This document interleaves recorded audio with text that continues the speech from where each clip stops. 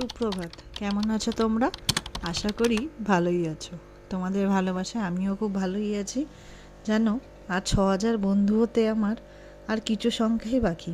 আশা করি তোমাদের থেকে ভালোবাসা পেতেই থাকবো। জানো, আমাদের চারপাশে সবাইকে জাজ করে থাকি, কিন্তু আমরা ভুলে যাই জীবনের একটা মুহূর্ত কখনো পুরো গল্পটা বলে না। ধরো, আজ তুমি কাউকে দেখলে একটু রাগী, একটু রুড, একটু জোরে কথা বলে, আমরা সঙ্গে সঙ্গেই ভাবি লোকটা বা মহিলা খুব খারাপ।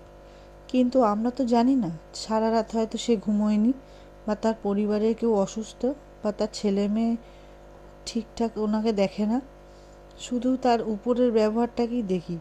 তাই কাউকে বিচার করার আগে ভাববে তুমি কিন্তু তার পুরো গল্পটা জানো না। একটা কথাই বলবো, আমরা যদি একটু মানুষকে বুঝি, ভালোবাসি, তাহলে মানুষও আমাদের ভালোবাসবে।